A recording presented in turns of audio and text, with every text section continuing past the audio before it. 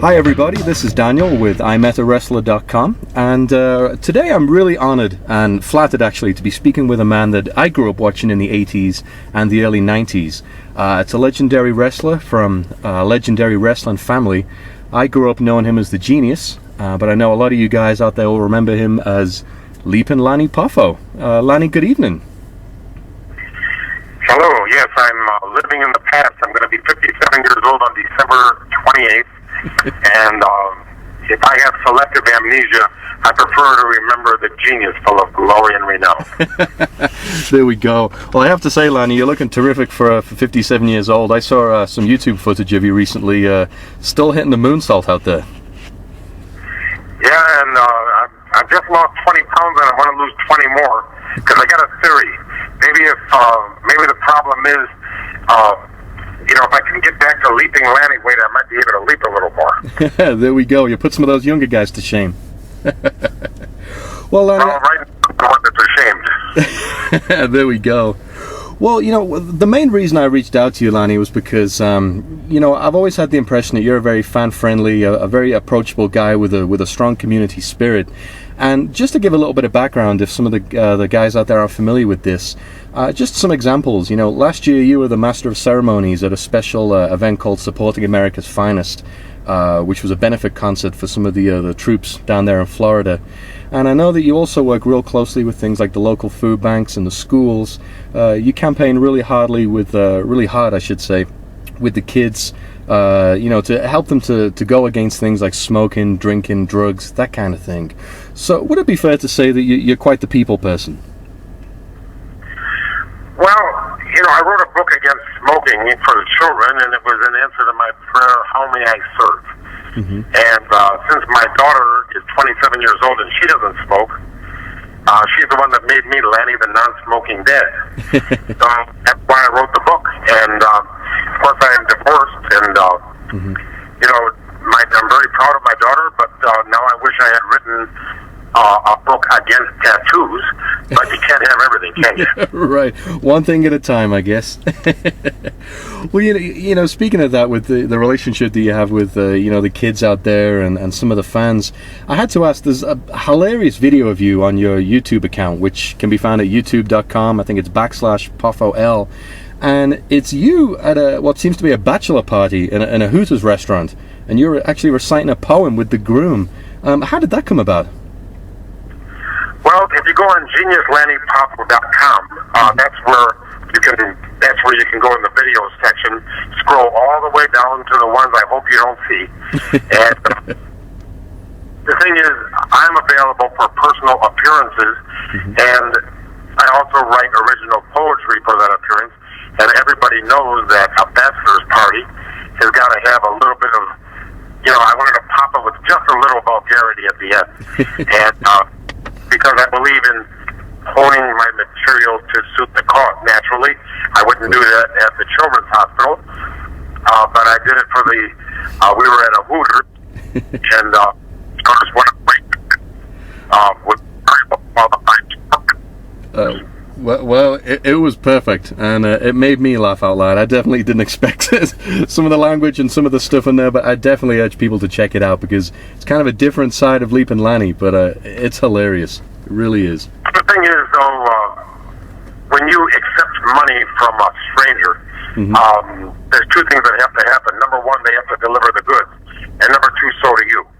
So that's true. I just wanted to make sure that everybody had a good time, so I wrote a poem.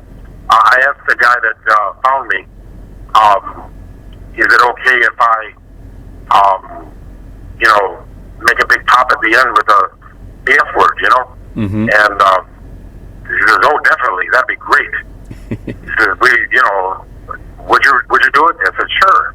Yeah. But make sure it's my theory is it's got to be at the end, because if it happens all the time, it numbs the sentence.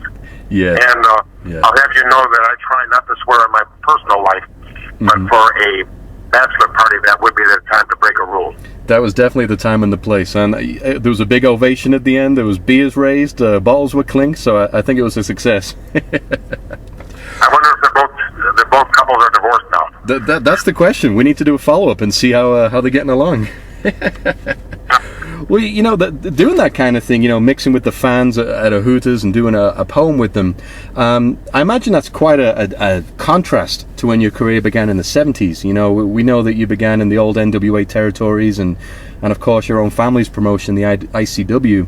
And it seems like back in those days, the fans were notorious for being a little more wild. It seems that the wrestlers from those days all have stories of, fans tried to jump over the rail to stab them. The people were almost shot. They'd find the wrestler's car outside. They'd slash the tires, that kind of thing. Did you ever encounter anything like that in your own career, like when you were a heel, those kind of times? Yes, I had to get into a couple of altercations with audience participation. Okay. And luckily, I was able to handle the situation. Okay. And but I'll have to say that the reason that it doesn't happen in the WWF or the WWE is because Vince McMahon is cognizant of the fact that the fans have their place and the wrestlers have theirs, and his guardrails are much better than the string that they used to string together. The string. Oh my goodness! In a movie theater, like with they fixing the string. Right. Not very effective at all, I imagine. So Vince always made sure that the wrestlers were well guarded, coming into the arena, in the venue, and outside. Mm-hmm. He didn't tolerate any chicanery at all. And the fans knew where they stood, that if they crossed the rail, they were arrested. That's right. I think, I actually went to a show recently, and I think they still have that little warning at the start where they say if you even, throw anything at a wrestler or anything like that, you could be ejected and prosecuted. So that's definitely the way it needs to be. Well, also the days when you were a heel, I guess a lot of the wrestlers would try and maintain kayfabe, for example, and if they were a heel, they were also a heel outside the ring, and obviously you're a jovial chap, you're a personable guy. Did you ever refuse autographs and photographs and that kind of thing back in the Genius days? I promise you I've never refused an autograph in my life, and I'll tell you why. When I was 13 years old, I was in Waikiki Beach in Hawaii. I saw Art Linkletter right in front of the one of the most famous hotels in Hawaii, the Royal Hawaiian Hotel, I mean. Oh, wow. And there he was reading Variety. Well, I got a pen and I got a paper, and I said, Mr. Linkletter, may I have your autograph? And he said, buzz off. Oh, my God. He said the F word. Yeah, that's going to be heartbreaking. I had never heard those two words together, but I could tell by the sound of his voice. Oh. The inflection that it was not a good thing. So I got very hurt.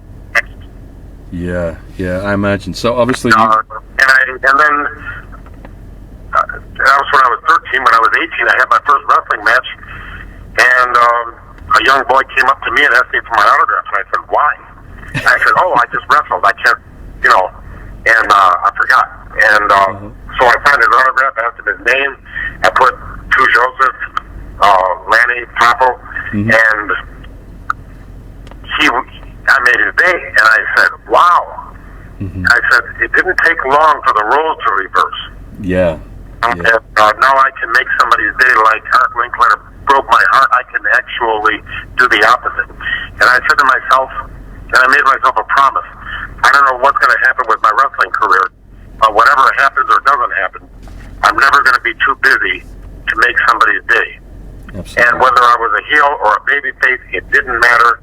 I signed the autographs because I understand that they don't see you as a heel or a babyface. They just want to meet you and they want to get an autograph. And you should do your healing in the ring, not outside. Yes.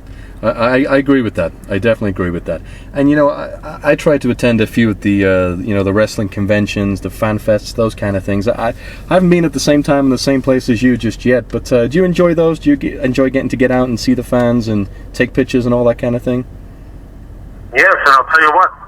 I'm one of the few that understands that I'm not better than the fans. Right. In the eyes of God, nobody's better than a fertilized egg. That's very true. Very true. Have you ever I guess being approached inappropriately. For example, have you ever been in a bathroom? And I heard a famous story from one of the divas. I'm not sure if it was Sunny, I don't know, but she told a famous story that, you know, she went into the restroom, she closed the cubicle door, she sat down, and about 10 seconds later, a promo and a Sharpie pen was pushed under the door. Have you ever had any experiences like that? No, I try not to use public bathrooms. That's a good way to avoid that. What about gifts? Have you ever had any strange gifts from a fan? Oh, yes, I've had some strange gifts, some obscene, some other, and also some excellent gifts. Yeah. And, I'll tell you what, having a relationship with fans is the best thing that's ever happened to me. They always make my day. Well, I'll tell you, when I went to Australia, it was a miserable trip. I started in Chicago right after WrestleMania 2, and I came to Los Angeles and then waited for 4 hours. Oh, wow. And then I flew to Hawaii, and then off one plane onto another, and then 9 hours and 15 minutes to Sydney, Australia. And then when I got there, I found out I had to fly to Perth, which is another 5 hours. Oh, God. Then I wrestled in Perth. And then an 10-year-old Aborigine girl came up to me with a perfect Australian accent, which I can't do. Right. And she said, "Greeting, Lanny, you're my favorite wrestler." And I went, "Oh, she's so cute." And I had been awake for all these hours, and I was felt as glamorous as a toad with a tire track down its back. But when I saw that beautiful little Aborigine girl, and I'd seen them on TV and I saw them in movies, it's nothing like seeing it in person. And I said, "You are so cute." She just made my whole trip, and no matter how many hours it took and how many hours of missed sleep. And it I made was it feeling down under when I got there, but when I saw that little girl, I knew my vacation had been made. It was all worth it in the end. That's wonderful. Right. That's wonderful. I imagine then, Lanny, when you have experiences like that, and you do a lot of, like I say, seminars and things at the schools with a lot of the local children. I think there's also a video of you reading The Grinch to the kids. I imagine you must get a lot of emotional satisfaction out of doing that. There must be some good emotional experiences and some feedback from some of those children. Especially with they say the family unit isn't what it used to be anymore, and so I can imagine that's pretty satisfying for you. You must hear a lot of interesting stories and experiences from them. Well, I'm divorced. I'm a one-time loser. We're going to keep it at 1, too.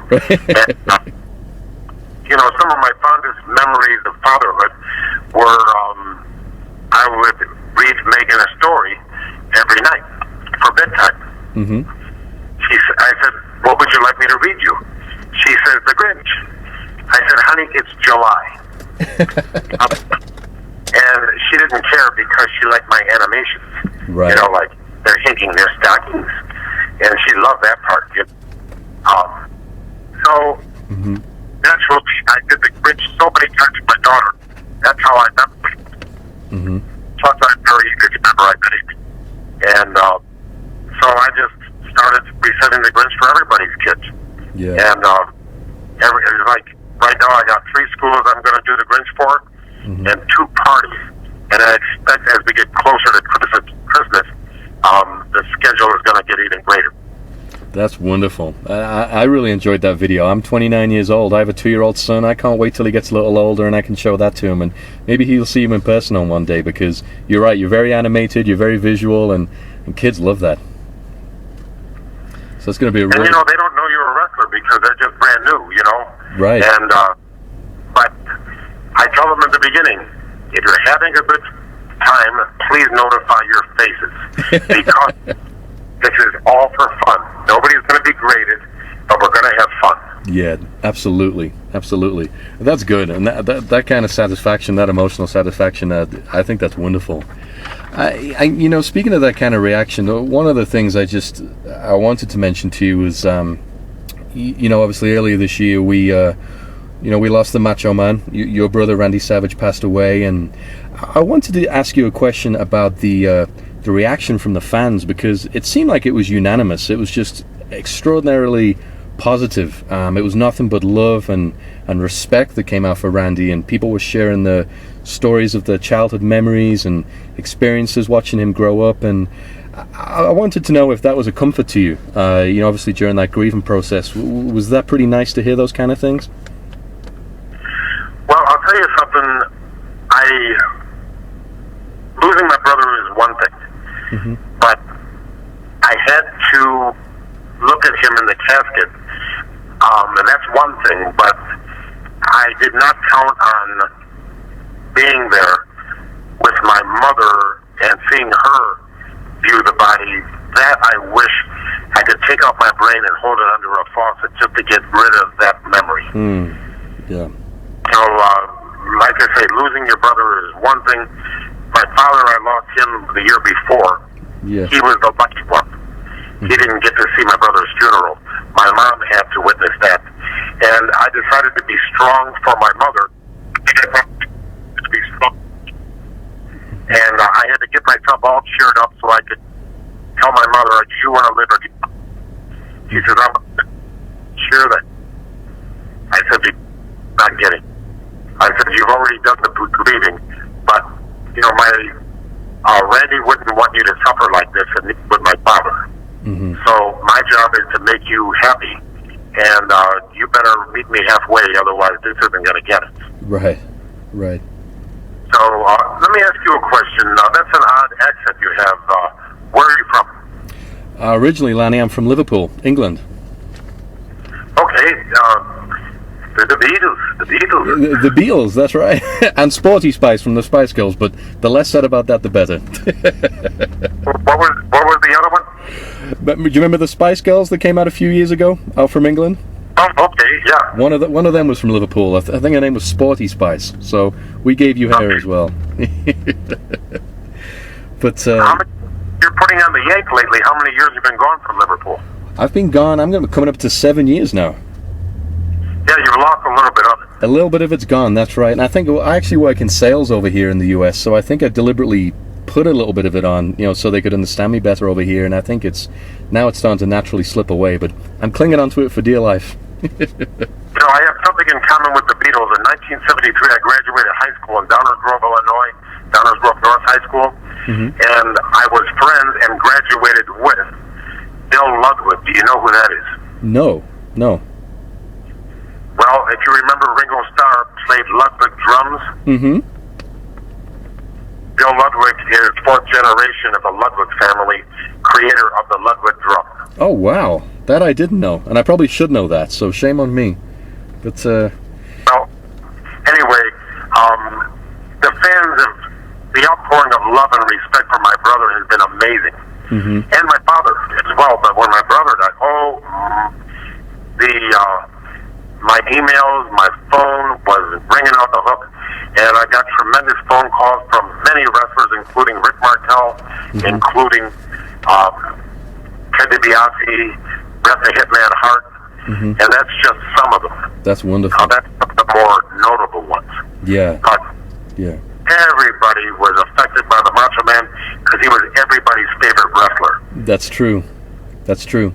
He was definitely mine growing up as a kid, because obviously as a child, you talked earlier about, the kids love the animation and that kind of thing, and your brother was he was a pioneer with that stuff, with the costumes and the colors, the voice. Sometimes you remember those things more than any of the wrestling moves that he did. It was the whole image and thing that he brought, and he really was one of a kind. He's really missed. Obviously, I don't need to tell you that, but as a wrestling performer. No, you don't need to tell me that, but I sure do enjoy hearing it, so thank you for mentioning it. No, you're very welcome. We all love him and miss him. Let's see. What else do I have in front of you? Well, here's one for you. We just talked about England briefly. I know you've been over there before. Do you ever notice any differences in the fans in different countries? I think you were actually in England recently, weren't you? Well, I get to it. Did you see on the video section the Genius versus Shakespeare? No, I didn't get around to that one yet. That sounds like one I need to. Well, I went to Stratford upon Avon, and I hired a video crew. Turned out to be a one-man crew. Okay. And we did. I stood in front of the Holy Trinity Church in Stratford-upon-Avon, where Shakespeare is buried in the chancel. Mm-hmm. And I said, William Shakespeare's buried here, and here's his famous shrine. I truly feel his greatest work was not as good as mine. He hid behind his D's and thous, relying on his name. I've read his verses A through Z, and some are pretty lame. Not only is my poetry more stunning to behold, but Shakespeare's very, very dead, and I'm not even old. A lot of you have never seen the genius misbehave. Now watch as I show no respect for William Shakespeare's grave. Bravo! That's wonderful. And then I tried to let them film me in the jail, but they said I couldn't be in the jail unless I actually got arrested. Oh, wow. So I pretended to be in jail by being behind a gate, which looked really budget. Yeah. You know. So, and I did a poem from jail, and then I did another poem where I got sprung, and I was really happy. Oh, that's fantastic. So, I need to check that out. And to go to geniuslannypoffo.com, and what I'm really proud of is there's a tribute to Randy at the beginning, and I stand before Niagara Falls and think about my brother who sees the Carpe Diem day with passion like no other. His name was Randy Poffo. He became the Macho Man. Randy Savage made it cool to be a wrestling fan. He set a good example before he said goodbye, and I will try to honor him until these falls go dry. Wonderful. The ultimate tribute right there. And, obviously, as you said, everybody can check that out, geniuslannypoffo.com. And that tribute is indeed up there. I've watched that, and it's very moving. It really is. And, and if you're having a birthday party or bar mitzvah or just having a bachelor party, if the price is right, I'll be there tonight. There we go. What more does anybody need? Have the genius, Leaping Lanny Poffo himself at your party. And I detect a little bit of Shakespeare in some of your phrases yourself, Lanny. Some of my favorite ones you said. I remember in a recent interview when you talked about working with Hulk Hogan, you described it as drinking from the silver chalice of success. Hannity and Colmes appearance. I think this was my all-time favorite one. They were talking about that dark episode with Chris Benoit and the doctors that supply the steroids, and a lot of people were using the same words to describe these doctors. They were quacks, they were crooked, they needed to be thrown out. And your description, word for word, was more vile than the putrid slime that clings to the gates of hell. And I've never forgotten that. I'll tell you what, I got interrupted so many times. I'm surprised you picked that up. I did pick that up. But overall, you're right. Life. Yeah, that interview was terrible. I thought that was very, very disrespectful, and you were right, interrupted, and it wasn't. Here's what I really feel I never really got a chance to say it, but I Googled the situation, and I invite you to Google it also, because it'll take you 10 seconds to learn that 4 women get killed by their husbands every single day in North America. 4 women a day. That means 4 women yesterday, 4 women today, 4 women tomorrow. And their husbands didn't take steroids, or nobody mentioned it at least. Right. There before there were steroids, and anytime you have a liberal and a conservative that are in total agreement, there must be a reason, and I think they're jealous of the ratings. How's that? Yeah, that's interesting. That is interesting. I wish I would have said that, and I wish they'd invite me back so I could say it to them. Yeah. It seemed once you started making those points and you weren't going to play that game, they were asking you to throw, particular wrestlers under the bus and expose these things. And once they saw that you were willing to do that, I threw myself under the bus. I took steroids. I remember you saying that. And I admitted to small broken testicles. Yeah. And if that doesn't make me an honest man, what does? Who would say that on television? Exactly, you did. I remember you called it your summer of discontent, if I'm not mistaken. Well, the thing is, I was ashamed of myself because I traded health for wealth. And now I'm a born-again health nut. Yeah. And, I needle out. And, my sex drive was gone, but I was married at the time, so it didn't matter. Nobody noticed. But with the other side effects, I mean, you mentioned like the atrophy and that kind of thing, but overall, I imagine it wasn't worth it. It didn't make a difference. Well, actually, it gave me, I went from zero to hero. I didn't get like Lex Luger, but I went from below average physique for a wrestler to slightly below average physique for a wrestler, because you got to remember, I mean, I watched that match with Hulk Hogan once in a while, and I said, even though I was on the steroids, I still didn't look like I could beat him up. Right. You know? Right. Hulk was a big guy, though. That is a heck of a match, though. Do people still bring that up to you? Oh, yeah, and, you know, my appearance on Regis and my match with Hulk Hogan are the two memories that I prefer to remember. Everything else I have selective amnesia, including my appearance on Hannity and Colmes, my 3 appearances on Hannity and Colmes. Yeah. And so anyway, but if I ever get back there, I'm going to not be so nice. Yeah. Bring that dark side out again, the one that was at the bachelor party. There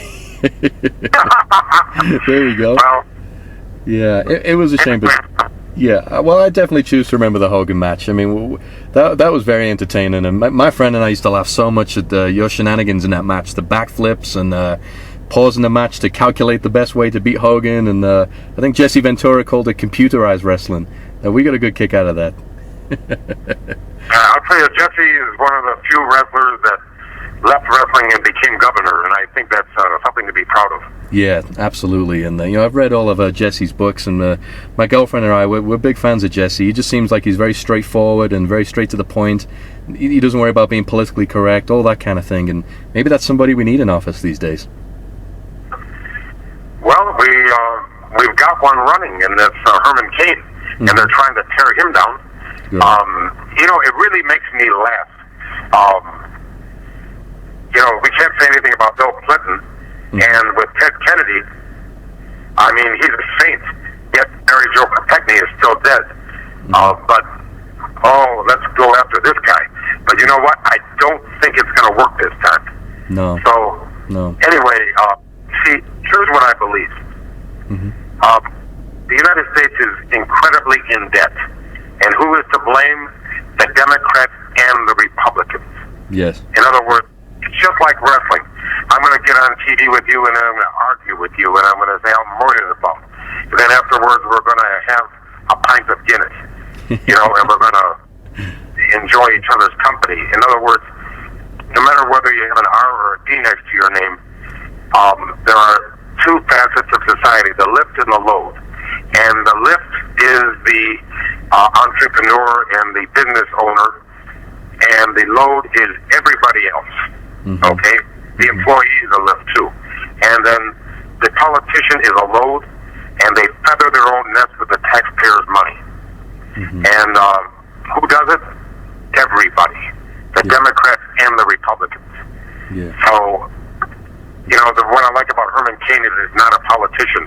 Of course, when he becomes elected, he'll be corrupted just like everybody else. But at least he started out as a virgin. He started off on the right path, at least. That's true. And what's your opinion, Lanny, on all this Wall Street protesting that's going on right now, the corporate protests? These people that are protesting are not fit to flush. I believe they're being funded by George Soros or somebody. Oh, there we go. But they are, what a bunch of sorry-ass people. I'm ashamed of all of them. Yeah, seems a little hypocritical, huh? And then they're beating up the police, you know, because there's more of them, so they can beat them up easier. Yeah. And listen, don't get me started. I just try not to get all riled up. I try to listen to music instead of this stuff. You know, it's the best way. You know, every time I shake hands with a politician, I want to wash my hands. More corrupt than the wrestling business, then, do you think? Well, at least wrestling, we give you a show. Politicians, they don't even have anything to give you. That's true. Plenty to take, though, huh? They just tax you and spend it, and you never know where the money's going. That's true. That is true. It's pretty scary what's going on these days. And it seems like they're more busy with trying to get Obama out of there than actually fixing all the problems that we have right now, you know? It's almost like a wrestling match taking place. Terrible. Well, Lanny, I know you're a busy man. I don't want to take up too much more of your time tonight, but you know, one of the things I wanted to get out there was, I believe you have an appearance this Saturday night. Is it November 5th in Franklin, Louisiana? Is that right? That's been canceled. I'm going to Chicago on the one in New York has been canceled too. That's the trouble with working with independent promoters, and that's why, I like working in the indie scene because at least it gets me out there, and I like to travel. It makes me feel young to get in the ring. Chicago is still on. New York has been canceled, but the tickets were still good. So I'm going to New York, and I'm going to see a Broadway play, War Horse. Oh, wonderful. And and then I'm going to Chicago to wrestle.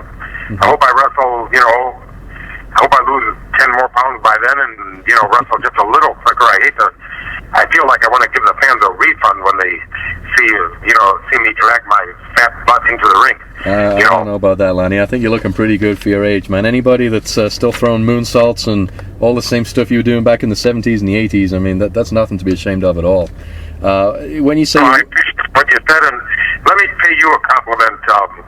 Sometimes I get interviewed by people that haven't even done their homework, but you knew more than the average interviewee. Oh, that's nice. Interviewer. Yeah. And I appreciate that, and I enjoyed this interview. I am busy, and I realize I overstayed how long I had intended to stay, but it's because I enjoyed your interview. So thank you for that, and I appreciate it, and thank you for the wonderful things you said about my brother, and I concur. There will never be another Macho Man. There never will, Lanny. You come from. I said that at the introduction. You're a wrestling legend from a legendary wrestling family, and that's true. Your father, Randy, and yourself. You made a huge impact on the wrestling business in your own individual ways, and the fans thank you for that. And I hope to meet you at one of these shows in the future sometime. If you get brought in as a guest or a vendor or something like that, it'd be a pleasure to shake hands with you. Well, you get a 713 area code. Is that Houston? It was Houston. When I moved over 6 years ago, I moved over to Texas. I lived there for 5 years, and I just recently moved to Colorado. So I'm out in Aurora right now. Aurora, Colorado. I'll tell you, in my book, Wrestling with Rhyme, the girl that did my illustrations, she is from Aurora, Colorado. Oh, wow. Small world. Yeah, her name is Lynn Gutschall. Lynn Gutschall. And she was just a wrestling fan that had beautiful pictures of everybody. And I said, wow, would you illustrate my book? And she said, sure. And she didn't expect to get paid, but I couldn't not pay her. I couldn't. Yeah. So, and she did such a great job. I mean, the illustrations were better than my book. That's wonderful. And that book's actually available on your website, along with your limericks from the heart and lungs. Is that right? That's right. And also, for $20, I call the fans and talk to them like I'm talking to you. Although you didn't pay $20, but this was not a fan call. This was a broadcast. Absolutely. And I'm going to make sure this reaches as many people, Lanny. I could keep you on the phone all night. I really could. There's a ton more things I could ask you, but like I said, you're a busy guy. You have a lot going on. I'll tell you what. In case tomorrow never happens, why don't you ask me one more question? One more question. Okay. Well, because this is going to go out to all the fans, I guess, and you're going to continue to meet them. You've met them in the past, and maybe you could even speak on behalf of some of your co-workers in the wrestling business. What is the one biggest pet peeve that you have that fans may do accidentally or intentionally, or what's the one thing you prefer them not to do? I really hate it when the fans don't come to the matches. There we go. Great answer. And I like to see a sellout crowd everywhere I go. So there's nothing that offends me that a fan can do. The only thing that offends me is an empty chair. There we go. Perfect. And Lanny, I just actually remembered one more thing. Hopefully this won't be the last things. I don't want to end it on a negative note, but when you mentioned the indie circuit, it reminded me of the recent drama with Greg Valentine. Were you able to get that resolved? No, it will never be resolved because he will never pay back the money. Let me just go and tell you what happened. Absolutely.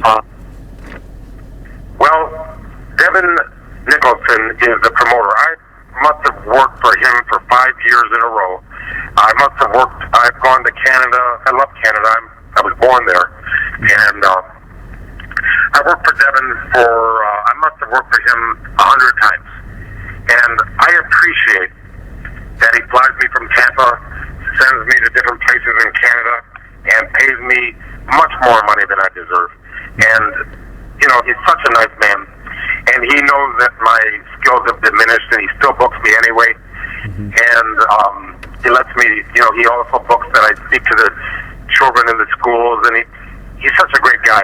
Well, I came to the Macho Man Memorial Show. He asked me if he could honor the Macho Man. I said, sure. You know, it's, besides, the Macho Man is not what I lost. Everybody lost the Macho Man. I lost Lanny Poffo. You understand the difference? Absolutely. Absolutely. You lost a brother. Family. Yeah, I lost my brother, Lanny Poffo. The Macho Man belonged to everybody. The Macho Man's success made it possible for Lanny Poffo to have a fantastic life. And also, let me throw in, if it weren't for Vince McMahon, you wouldn't even know who the Macho Man was. Do you agree? Yes. Yes, absolutely.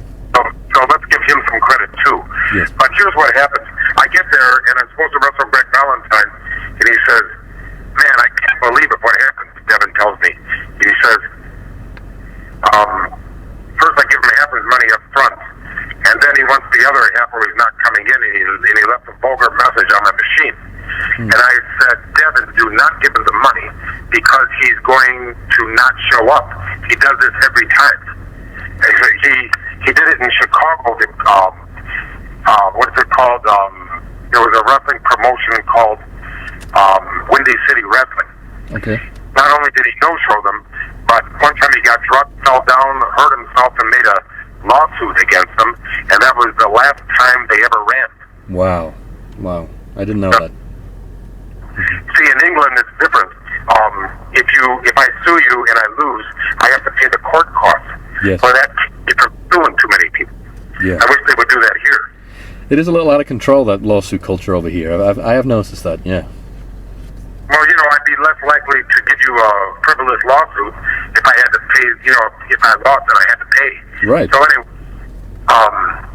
so I said, Greg doesn't have a pot to piss in or a window to throw it out. Greg has no money. And Greg is so hard up, and he, you know, he has no money, and he'll steal yours, and he won't come in. And he says, you telling me he's not going to make it? I said, I'm sure he won't make it. And he said, well, I already wired him the money. I said, well, you know, I said, if you lose, don't lose the lesson. Yeah. So then I got an idea. I said, wait a minute, you mean to tell me he left a message on your machine? He says, yes. And I said, you got him. I said, put it on YouTube. And I said, because this is what Tiger Woods did. He left a message on a girl's machine, and the girl put it on YouTube, and there it was, right? Yep. You know, for him cheating on his wife. I mean, you're caught. Yeah. You know. So then, also Alec Baldwin 5 years ago left a message on Kim Basinger's machine saying, you know, calling his daughter a pig and this and that. That got on YouTube also. I remember that. So, that ruined, and the Mel Gibson stuff as well. All those voicemails for his wife. It's you put it on record like that. Yeah. So I mean, you got to be out of your mind to leave a negative message when you're famous. Yeah, absolutely. So anyway, so I said, put it on YouTube. He says, I don't know how. I said, get your web guy to do it. As a matter of fact, I'm going to challenge Greg Valentine to a shoot. Because I know I can beat him up in a shoot, and he knows I can beat him up in a shoot. He's a non-athletic pig. He can't hold a candle to his father, who's one of the greatest of all time, Johnny Valentine. Johnny Valentine, that's right. Tonight, but at least I admit it. Yeah. And but I said, I'd love to get him in the ring. I'm sure Randy'd be proud if I, you know, just stretched him and obliterated him right in front of everybody. Yeah. And then he didn't want to do the match. So I just thought it would be rude of me to, you know, the fans have been screwed so many times.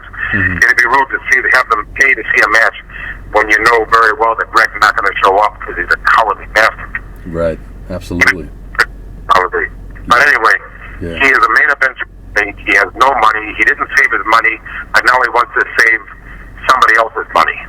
Yeah, well, you know what, Lanny, it's a good job that you called them out on that, because as you say, in the end, it's the fans that suffer, the business suffers from people acting like that. So it was a good thing that you did. It's good that you brought light to that kind of thing, and I'm sure it wasn't an isolated incident either. You said there's a history of that happening. So no, he does it every time he can. He did it in San Diego, actually Alpine, California, to a very good friend of mine. Jeff Archer was the promoter. See, these promoters become friends of mine, and that's why I get so many bookings. And I enjoy doing it. It makes me feel young and vital. Why would I want to? It's supply and demand. If the demand dried up, so would the supply. Right. And that's why the most important aspect of wrestling is the fans, because without them, the sport does not exist. Yeah, that's true.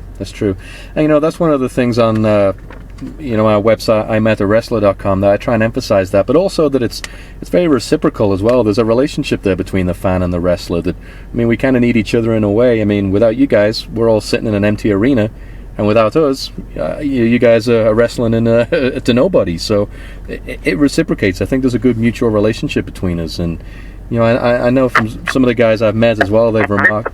Oh, sorry, go ahead. At least be nice to the fans. Can't we do that? Absolutely. Well, please go ahead. I keep interrupting. No, it's all right. You're nothing compared to Hannity and Colmes. I think this is more of a technical issue than me just being rude like those guys. So definitely nothing like that, Lanny.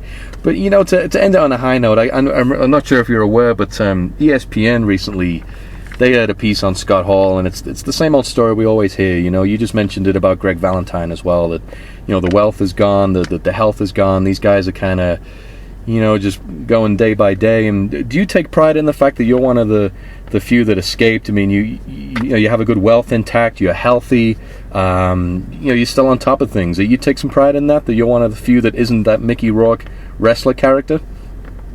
Yes, as a matter of fact, I tried out for that movie, but Darren Aronofsky, he liked me and he was very nice.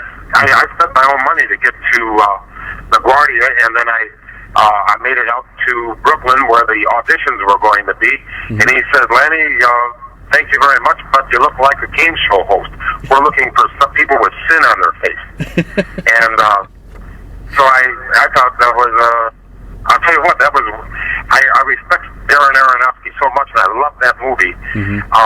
But let me just say one thing about Scott Hall and Big Sexy, his friend, Kevin Nash. Okay? Yep. Two nicer guys you'll never meet. Really? That's good to hear. Yes. Yeah. And also, there are not too many wrestlers that I would buy a ticket to see. When they were in their prime, they were two wrestlers that I would buy a ticket to see. I thought they were hilarious. They were fun. Yeah. They made wrestling fun. Yeah. No, I agree with you. And I grew up, like I said, I'm 29 years old, almost 30. So I grew up right in the prime of that whole, Razor Ramon and Big Daddy Cool and all that stuff. And I love those guys. I was actually at a Wrestle reunion event before WrestleMania this year, and Kevin Nash was there. I got to spend a couple of minutes with him, and he's a really charming guy, a real nice man. And what an excellent person! What a great performer! And to answer your question, I'm glad that I avoided smoking and drugs and alcohol, except for 8 months that I spent with a drug called Decadurabolin, which made me muscles. Artificial muscles, which after I pulled the needle out, the muscles deflated like a balloon after the party. Oh, wow. And, so I'm saying this so I can warn others not to do this. And when I got on Hannity and Colmes, I ratted myself out, but I didn't rat out my friends. Right. And I am absolutely saddened. I get no satisfaction out of being the last living wrestler from the 80s. That, I wish everybody had saved their money or saved their health, and you know what I mean? But the thing is, they didn't. And but there's other people. Rick Martel, he's better than I am because he has not gotten a divorce. He's healthy and he's wealthy. And Tito Santana, he's still got his original wife also. Yeah. He's got excellent children. they're grown men now, and they're fantastic. And he never cheated on his wife. He did everything correctly. He's very healthy and very wealthy. So I'm not the only one. There are others. Unfortunately, there are not that many others. Yeah. And I'll tell you something too.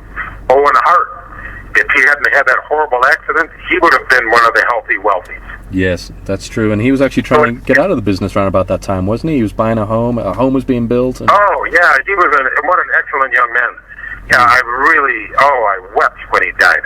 What a horrible death. Yeah. And, as a wrestling fan, what's wrong with running down the aisle to music? How do you mean? Well, isn't that good enough for you, or do you have to throw yourself out of the sky like that? Where if one thing goes wrong, you're going to die. Oh, I get. Yeah, I mean, I agree with you. I mean, all those stunts. It was like when Mick Foley was getting thrown off the cage and all that kind of stuff. It's Owen being lowered from the roof. That was something that could have been completely avoided. Like you said, just run out through the curtain, put the music on. That's enough, And wrestling fans, I think, are getting to that point now where they just want to see good matches again and good, charismatic guys. And I think that's why we've never really forgotten you guys from the 80s because, the 70s, the 80s, the 90s, that's when it really, I think, peaked as far as storytelling and characters. And you guys didn't rely on those crazy stunts. Well, when my brother was in the WCW, one time he jumped off the top of the building with Sting. Mm-hmm. And he said he was scared to death. And he asked me if I could have done it. I said I wouldn't even attempt it. I was so scared to do that. Wow. I mean, I can't even go on top of a ladder. And, I had a reputation as a daredevil, but I never did anything I didn't think I could do. Yeah. Yeah. I always think worst case scenario. Well, what's the worst case of falling off a 5-story building? Certain death is the worst case. Definitely. Yeah. Or you're going to have a life that sucks, Yeah. Either one. It's something that But really anyway, thank you so much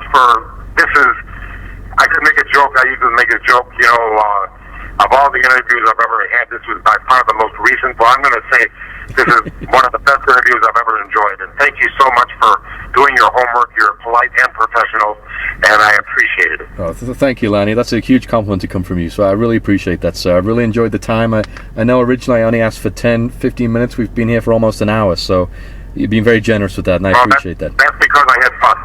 Thank you, sir. Thank you so much. Thank you, have a great day. Have a great night. Thank you. Bye-bye. Bye-bye.